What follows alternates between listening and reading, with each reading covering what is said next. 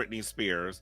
So we finally have a release date for her upcoming, highly anticipated memoir, "The Woman in Me," which isn't that a Shania Twain song? I believe it is. I know one of my friends, Kobe Cole, who's a singer. Shout out to him. He said I had a woman in me once. I cackled.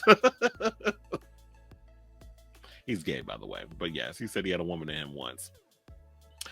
Okay, so according to Variety, "The Woman in Me" will be published by Gallery Books, an imprint of Simon and Schuster, according to people who first reported the news. Britney's compelling testimony in open court shook the world, changed laws, and showed her inspiring strength and bravery. Jennifer Bergstrom, Gallery Books senior vice president and publisher, told the publication, "I have no doubt her memoir will have a similar impact and will be the publishing event of the year. We couldn't be more proud to help her share her story at last. The interesting part will be when the book comes out, will she be mentally able to do a press tour? Because reporters, in my opinion, will have a lot of questions that she's going to have to answer." So that was basically how I feel about it. When when the book tour happens, is she going to be able to do, a book tour for, you know, the book? I don't know. Britney Spears has been on some weird situations lately. And I don't know. I kind of, while I feel for her, on the other hand, I'm just like, she's just a little too fragile for me. Like, I even took some time to think about the thing we did last week when we covered her getting smacked upside the head by one of the basketball players' security guards. And she went and followed that up because we didn't talk about this part because this happened after we went off air.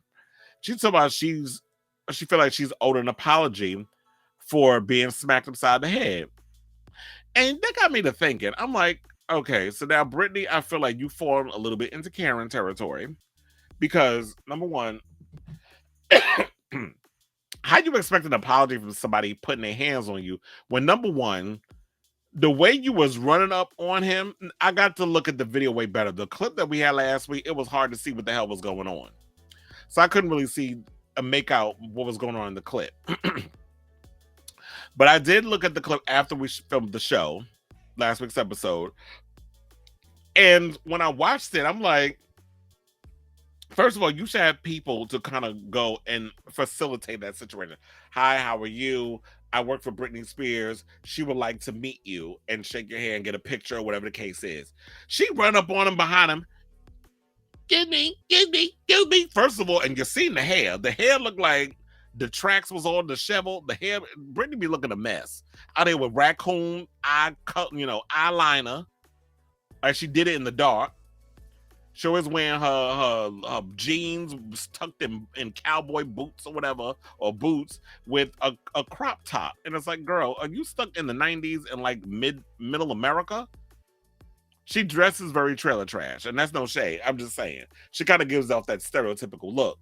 Hair disheveled, you can kind of see the tracks where her hair began and the track began. The hair ends and the track begins. You can see that in her head.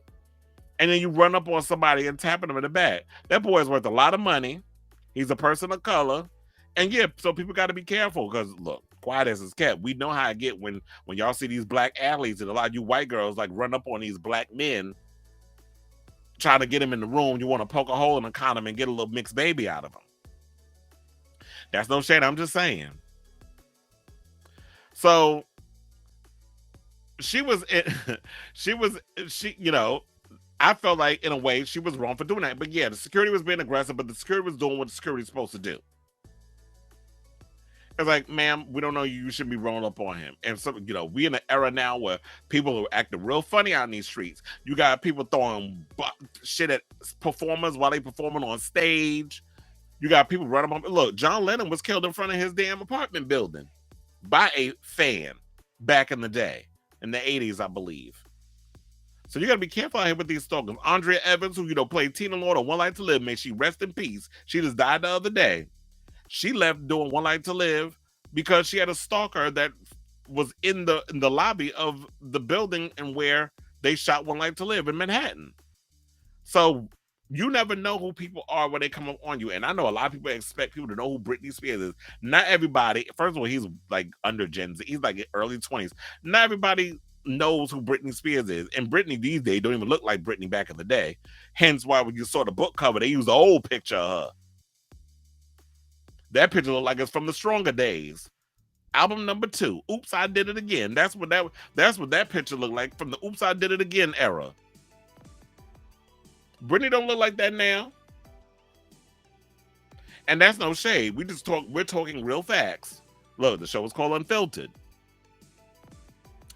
So regarding the book, from what I got on social media, it said it will have 288 pages. Only 288? I guess it's not a lot you're going to be talking about. But anyway, it says it will be released simultaneously in 16 different languages on October 24th. It will also have an audio CD version. It will have a strict promotional plan on TV as per contract with Simon and Schuster.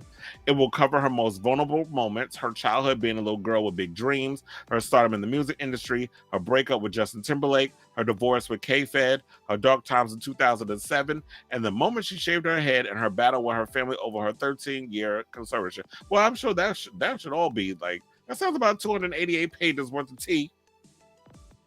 And I'm here for it, child. So, with all the stuff I said aside, I am really excited to read this book.